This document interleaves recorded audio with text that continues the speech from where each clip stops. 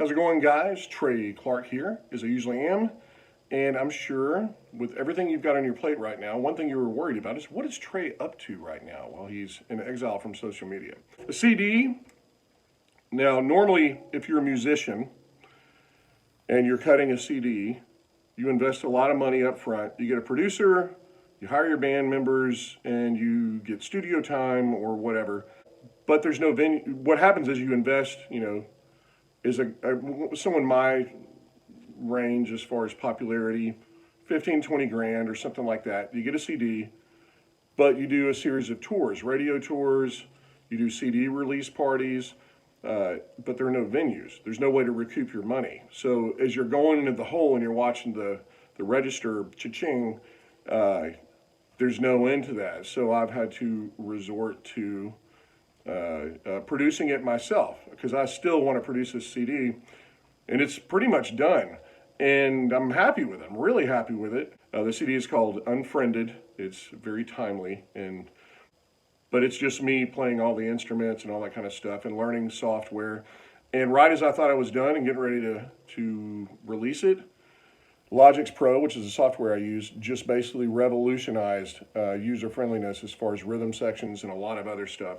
And so I'm going back and tweaking all this stuff. It's awesome. And if you're not a gearhead, you wouldn't understand, but basically I'm like, oh, I can fix all this stuff in about a week. So everything's coming out as soon as possible. The two books, one, the book was going to be Trey Clark, The Book of Moron, a stupid book for stupid people in parentheses. And we split that up. It was going to be memes and stories and stuff that, I've posted and some I've written and just a hodgepodge of stuff. But all the photography stuff that I do at night with the moon and stars and just celestial bodies, we decided that needed its own little spot on the shelf. So we're going to have Goodnight Moonshine, which is kind of a silly book with a lot of seriousness and everything in between. And then the Book of Moron, which is absolutely just potty mouth filth. Everything should be released very quickly. We've had to reformat stuff, and I'm going through. I've moved my studio into the bedroom, as you can see. Let me see if I can get a better. That is my studio now because we put our house on the market, and then I heard there was this virus that came out. So I know the light's getting funny, but I like this better actually. So anyway, I'm going to share a little bit of just our household story of how this is going. And we're not in despair. We're concerned. We're reading the news. We're making our own discernments. But we were, right before this hit, we had been about a year and a half to 2 years in planning for a dog training and boarding facility in Texas, out between Houston and San Antonio. So everything was good to go. We're going to put our house in the market. It's right off the beach, beautiful house right here in Corpus Christi. So everything's just clicking, right? Everything's just good to go, and this is actually going to work out. We've got the architecture plans done. We've got everything, the business plan done. We turned down investors because we were so sure of being able to do this. And I've laid a lot of groundwork just building my business. And we're getting closer to the big cities rather than being on the outskirts in Corpus. So guess what? When people don't work, they don't travel and they don't board their dogs. So my schedule, and again, do not think this is anything but me sharing my story in case you can relate and know that you're not alone. That's all this is. This isn't, oh, Trey's just feeling sorry for himself. But I went from being able to go, I think I'm going to pay off the Forerunner and maybe catch up on 2 credit cards just from what my calendar looked like at spring break, which is when people travel, and summer, which is when people travel, if we can get this facility open. Well, and if not, we still do great just doing it here at home with on a much smaller scale. Well, that's out the window. Well, it's not, the plan isn't out the window, but it's pushed back. Everything is still sitting right where it was when everything kind of shut down. We're just not investing any sweat equity or money in anything till we see the direction things are going. So if you find yourself in that same area, you are not alone. This is not one of those situations where, I took too many vacations this year and now, we're strapped for cash. That's not what's going on here. there's a lot of stories like this. And if you want to share yours here, I hope you do, or just do it in general. Because people need to know, because by design, we are being isolated. And what happens with isolation is we get sad because we're used to interacting with people. We can kind of find our firm ground by, connecting with other people, seeing what's real and what's not, getting other people's takes. And right now what we have is social media. And I don't want to get into the conspiracy stuff of that. And this is my story, my 3 safety nets, I thought I was immune to any recession because I know how to do 3 things really well. I can run restaurants. I can run restaurants in the back of the house, front of the house. I know how to design them. I know how to cook. I can create menus. I can do whatever a restaurant needs. I've done it all. So restaurants will always be there, right? Well, see how that worked out.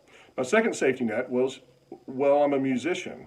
So I can always just go back to music. That's where I've made most of my money over the years, either writing or performing or touring or stuff like that. Well, when there's no venues, there's no money there. And then a long time ago, I saw this seminar at a place that I was running as the food and beverage director on top of the Galleria. I watched a presentation where they said pets, animals, are the one thing that are recession proof. If you do anything that has to do with pets, whether you're a groomer, whether you're a veterinarian, whether you're a boarding facility, whether you're a trainer, that's the one thing that has held steady through every recession. And guess what? When people don't travel, they don't board their dogs, and they save their money, and they don't get pets either. They don't add to their family. So I was 0 for 3 thinking that I got this. You idiots can use your paychecks that you get guaranteed every week. So I was like, but y'all all be out in the cold, and I'll be the one standing, right? And even though it's wrong, and even though we know something is really wrong, there's some things that we don't have control over. What else can you do other than what you can do? My dad, who's a very wise person, gave me the best advice ever when I was in a spot. And he said, you can bitch and moan all you want, but you are where you are. You better figure out where you are. Don't sit around just watching Netflix and binge watching or whatever. Find something that can withstand the next wave because it's coming. And I'm not saying that as a doomsdayer. Fauci and them said this was coming this year. They are now saying it's coming later this year. If you do want to ignore that, that's your right, obviously. But if you want to pay attention, I have been. This lighting is bothering me. I don't know if that bothers me more. There are people that literally are very smart and very eager to figure out a plan, which was my first thing. Is I was like, my 3 safety nets are gone. No restaurants, no venues to play in, and I'm cutting a CD and books, and there's no venues to release the CD in and make our money back. There's no book signing places, My point is, there are things you can do to keep your spirits up and to keep positive, because the way they win is to beat you down. And the answer is do something. Do not sit still. Whether it means I've always meant to get in shape, just walk a mile a day. If you've always wanted to learn an instrument, now's a good time. If you always wanted to get that certificate in something that you've talked about, if you always wanted to write something or just do some poetry and actually get it organized to where you can put it on Amazon and sell it, now's the time to do that. If you don't, they get points. If you use this time for a beneficial stretch to kind of achieve things, you win at least that little battle. So again, I hope I'm not coming across as preachy. We don't get to interact and go and talk to people that you wouldn't normally talk to. As far as social media, we're in an echo chamber whether we want to say we are or not. But being out in public is not an echo chamber. You have to deal with people that you don't like, and you can't just go unfollow and they get out of your face. And that's part of It's sharpening your sword of being a person and understanding where boundaries are and what you're going to put up with and all that kind of stuff. So I hope you all are well, and just if you keep moving, you're going to be fine. It's the people that get comfortable being still that they're going to have the rug yanked out from under them. And I truly believe that. You just have to keep walking. You have to keep moving forward. We'll figure this out. And if there's a world government that is trying to form this coup to form Agenda 21 and make Agenda 2030 come to life,